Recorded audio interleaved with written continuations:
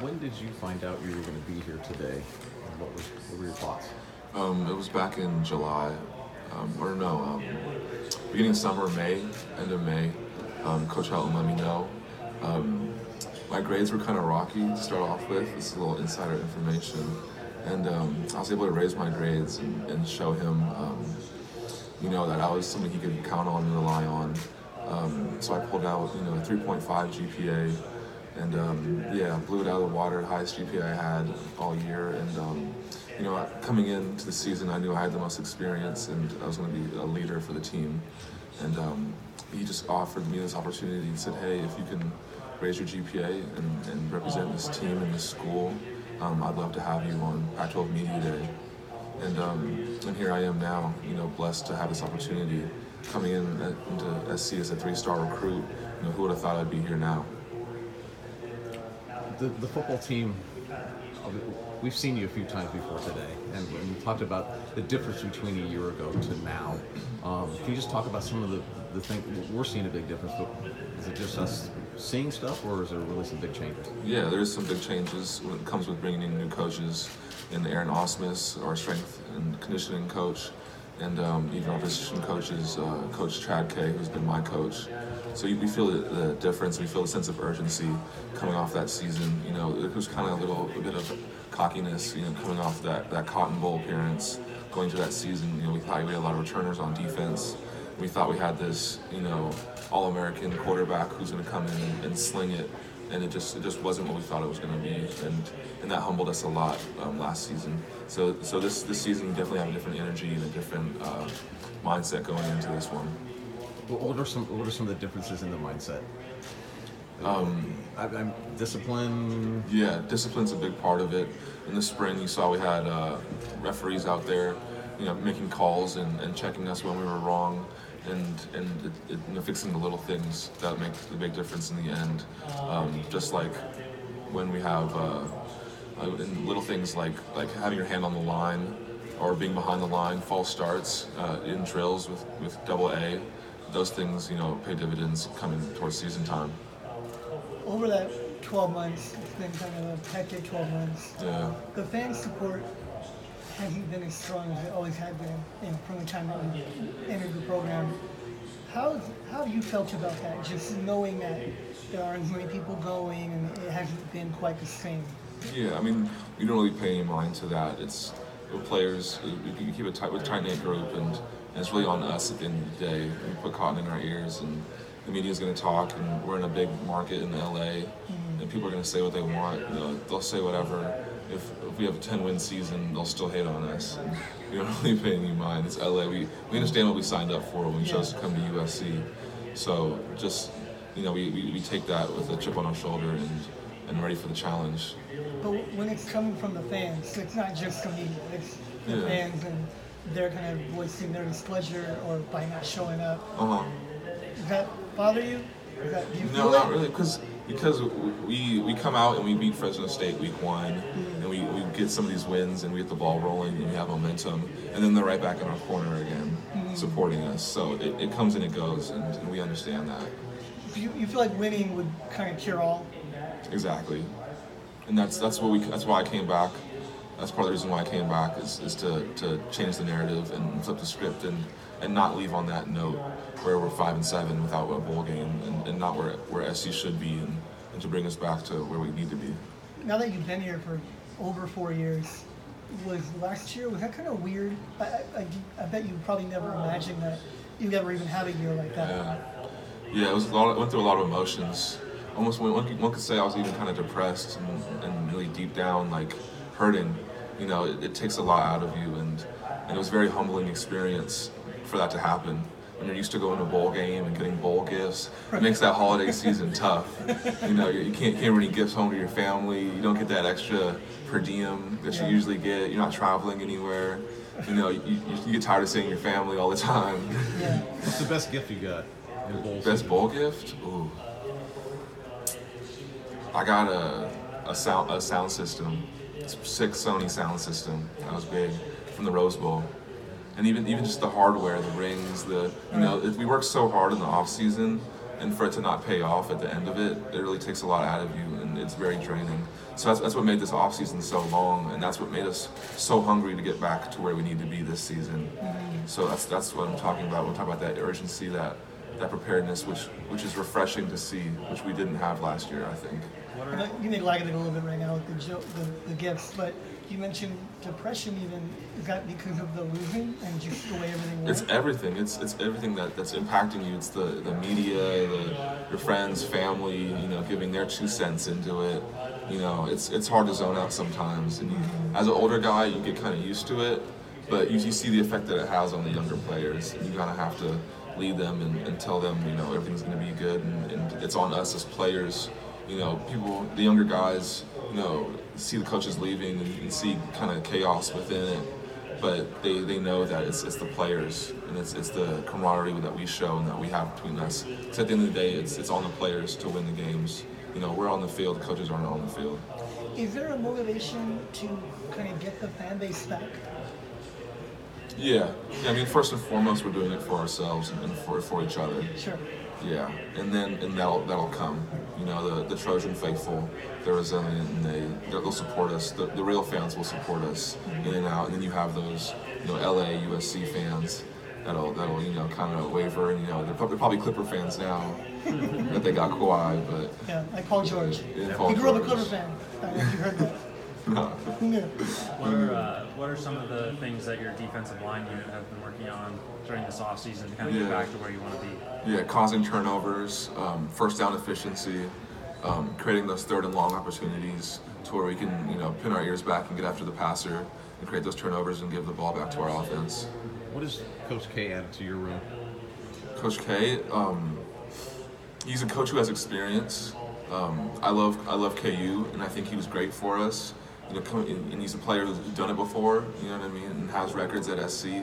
So that was refreshing. What Coach Chad brings to it is coaching experience and able to see other things in the game and to build off of. It kind of took him a little bit to learn Clancy's system, but I think the other things that he brought to us with his film and his techniques are great, and it's really improved all of our games, I believe. What are some of the differences when you're playing a 4-man front, like you've been showing a little bit during the spring, than the 3-man front with the linebacker rusher? Yeah, we're bigger outside.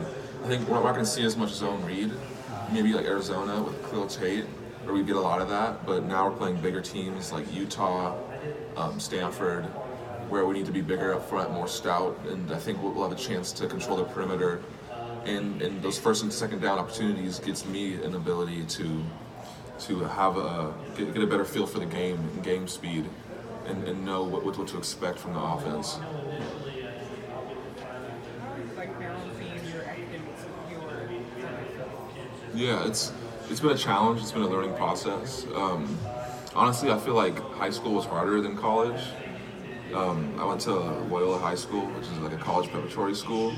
So the coursework seems easier, or if not the same, but just the time management is the biggest issue with balancing football and film study and everything else that comes with it. And yeah, that's been the biggest issue and biggest hurdle to cross is time management. And also having a social life on top of all that. Yeah. What's your expectations for your defensive line? Defensive line, I think we're gonna have a big year. Up front and inside we have Marlon Tuipulotu, Jay Tufele, who just came off of a freshman All-American season. So we're looking for these guys to grow. Brandon Peely, and we have a lot of experience on the outside too with Caleb Tremblay, Drake Jackson, who's new, who's young. We're looking to get a lot out of him. Yeah, it'll be good. Connor Murphy, who's came back, and he only played 4 games I think last season, so he gets that redshirt year back too. So that'll be good for him, and it's exciting to see. Coach Clancy simplified the defense, so that's been big for us on the outside. How extra pressure with the young secondary? More pressure on the front four to perform early in the season? Yeah. I mean a little bit, but I know they'll come along with playing time. Isaac Taylor Stewart, He'll be good with some playing time. I know Greg Johnson's played a couple snaps, battled injuries. Yeah, a lot of guys. Isaiah Palomau is also another guy. Chase Williams. Yeah, there's a couple guys that if they stay healthy, they'll be great. I'm not worried about that at all, really. How has the strength program impacted you the last 6 months? Well, like physically, I've put on like 7 to 8 pounds of muscle, which was kind of the hump that it was hard to get over. When I first came in to this program, I was kind of undersized, and I put on weight too fast, and it wasn't good weight. I didn't carry it well. And now I feel like I've put on good weight, and I'm able to carry it and move at the speed that I like to move at, and move as fast as possible, which is great. And that's something my coaches challenged me on, is becoming stronger up top and more physical on top of my speed. And so that's something that AA has definitely helped me on. There's been a lot of talk about Clemson making the defense simpler. What does that mean for you, like your position or the defensive line as a whole? Yeah, I mean, for me, I'm just playing outside for second down, and then on third down, when I'm third and long, you can move me inside, and I really like my matchup, my speed against a guard on third and long, which would be good. And kind of before, you saw me kind of playing all over the place. Yeah. You know, kind of see, like, call me the Swiss Army knife of the defense, or I could just do it all. But now I'm able to play just one position and hone in on my opponent and get his feel for the game and see what I know what to expect, and just get a familiarity. Are your run responsibilities different? Yeah, as I move throughout the line, my position or my run responsibilities change. But now I'm on the outside, so it's simpler. Is this with the whole defensive unit? Everybody, at least the defensive line, everybody kind of has a role that they're going to play, that they know that they're going to play each game? Yeah, they have a role in the blitzes and in the pressures and in our just straight fronts. As a defensive end, how do you balance opportunities where you either are maintaining your responsibility of holding the edge or something like that, and then maybe taking a chance to go after the quarterback or do something like that? What's that balance? How do you take that? Yeah, it's just I guess just reading the front and reading the offensive, the pre-snap reads. That's a big part of it. Seeing offensive tendencies, that comes a lot in the preparation in the week prior. What do you thought of Drake Johnson? I know your mindset's probably no excuses, but I mean, you had guys that were supposed to contribute last year. Whether it's Murphy, Isaiah Palomau, Greg Johnson, they were all supposed to be playing and they went down. Yeah. How much did that just injury bug, which seems to be kind of exorbitant, how much did that affect the outcome of how the season went? Yeah, that affected us big time, and that was tough to see. It's always tough to see a player go down, and that next player up mentality does take into play. But then you kind of see guys, guys that are leaving kind of focus in on their career after college, where they're kind of hesitant to go out there and give their last on their last game, like against Notre Dame, or those games towards the end of the season. I feel like it affects the mindset when players see so many players get injured all at the same time. Yeah. Maybe it creeps into their head that I need to protect myself. Yeah, it's infectious, definitely. But yeah, me personally, I would never. But I can see how that kind of happens, and me now as a leader, I'd want to put a stop to that and want to definitely nip that in the bud. I was going to ask you about that, about kind of your role in the locker room. 'Cause I know that you're not maybe naturally the most talkative guy, but you have to assume a greater role now. Yeah. What do you feel like needs to change? Yeah. I mean, even though I'm not the most talkative person in the locker room, I still feel like people naturally look to me in terms of a leader and look for me for advice and just for, leading by example and stuff like that.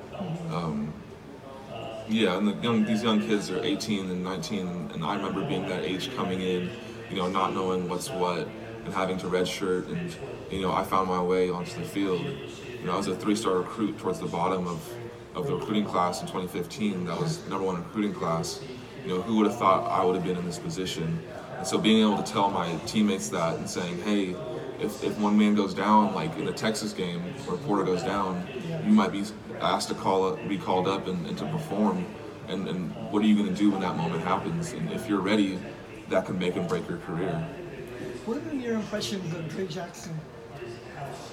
It's been great. He's been great to teach, and he's really been a sponge learning up the defense. He's so naturally gifted, and yeah, you don't have to tell him too many times or correct him. He learns things pretty quickly. I mean, from our untrained guy, he looks like he could be a future star. Yeah. Do you see that? Does he look like a guy that, like, in 10 years you might be saying, I played with that guy? Yeah, I mean, hopefully he would say, like, I played with Christian Rector, too. But yeah. But you know what I'm saying? Like, do you see Drake in that light, or is it too early to tell? Yeah, I mean, like, Huh?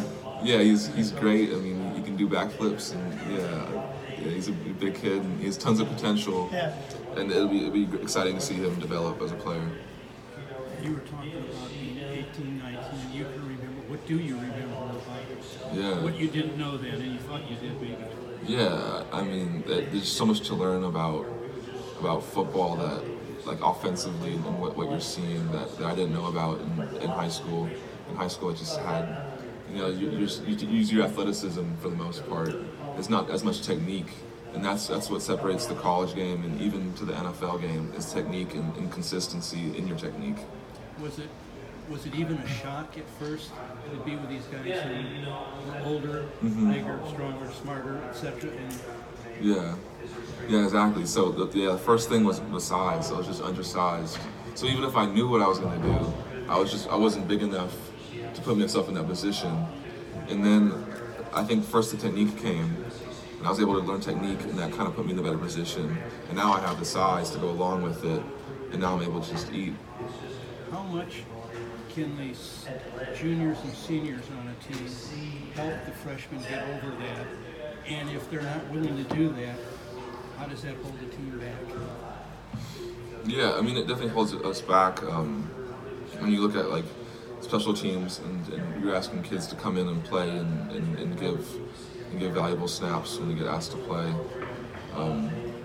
Yeah, and a lot of juniors and seniors who do play, and I mean, we welcome competition all the time.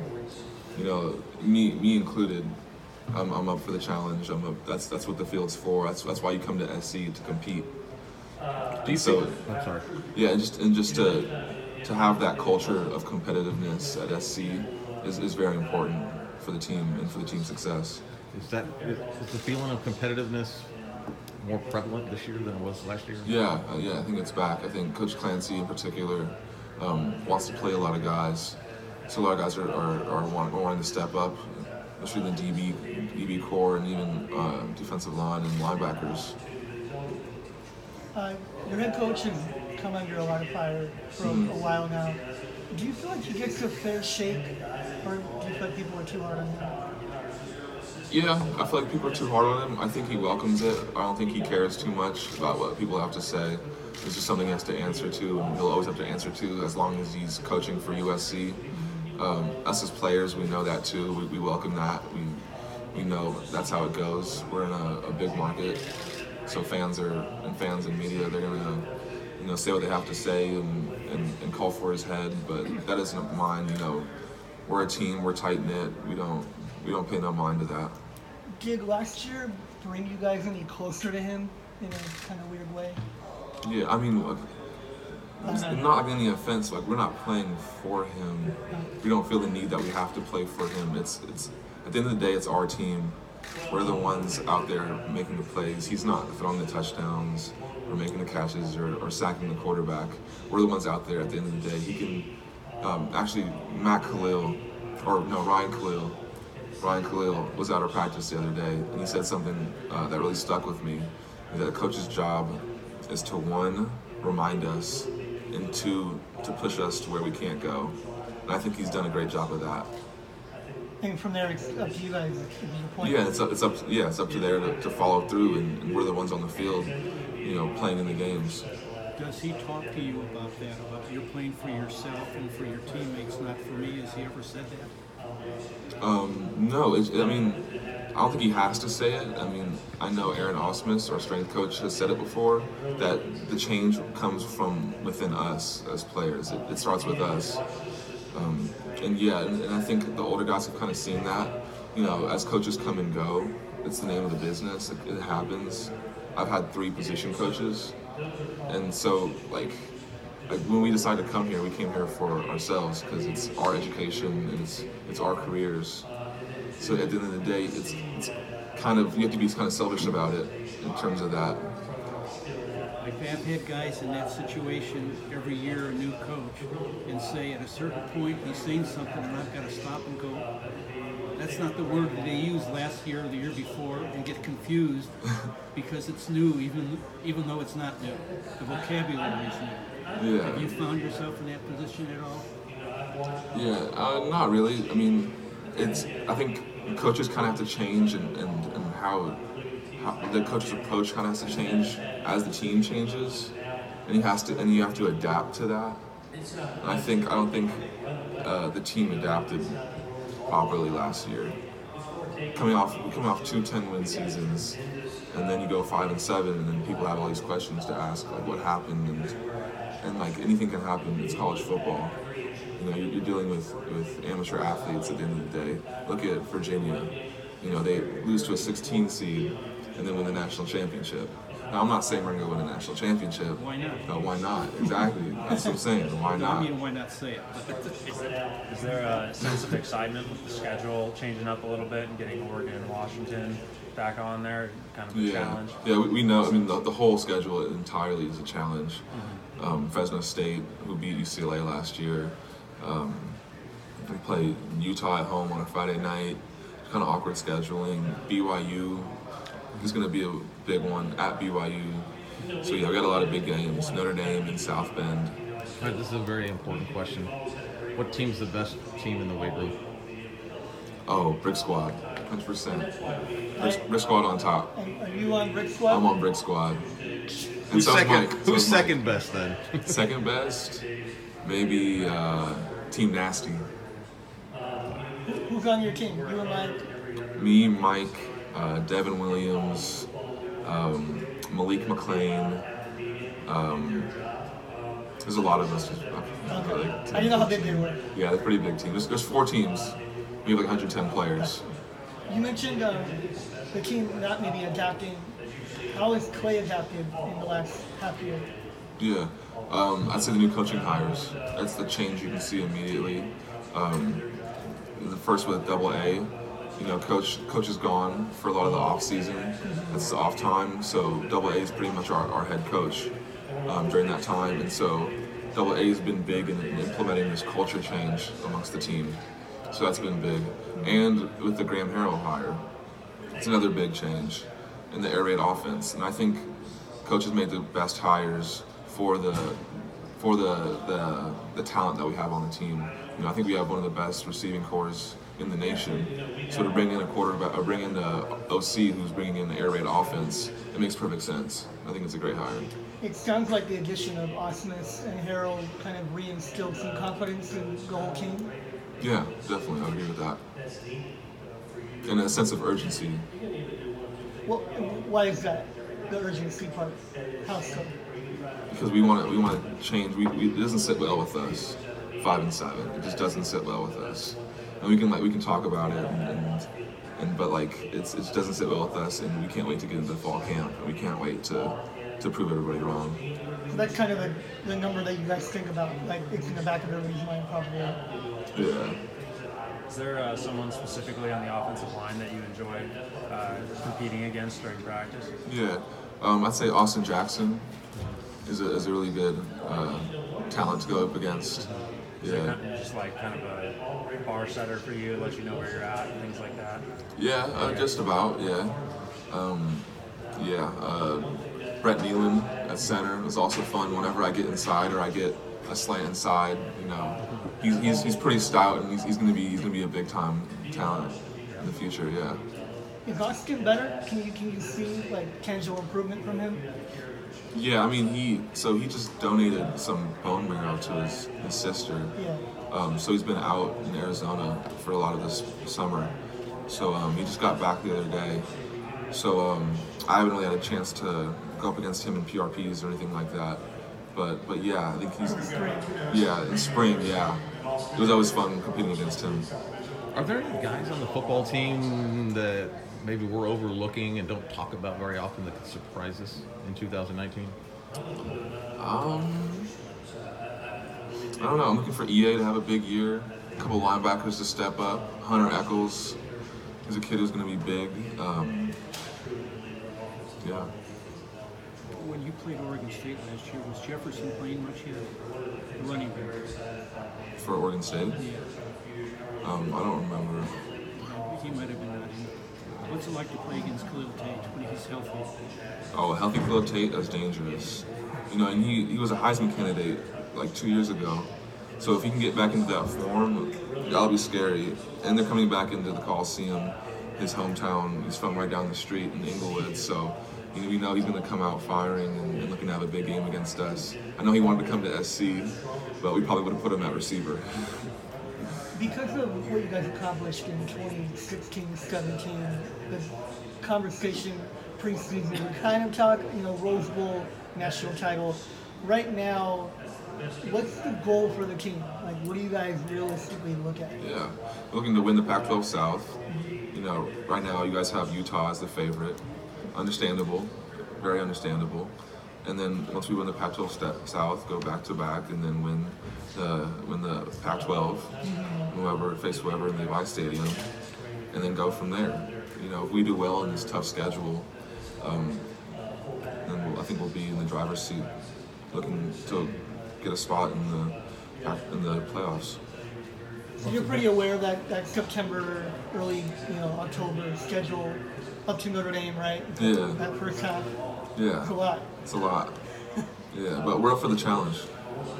Yeah, as a team, you can't pick it or anything, but when you see it, when it actually comes out, what do you think about it when you see how front-loaded it is? I mean, that's how it's always been ever since I've been here. Yeah. It's nothing new.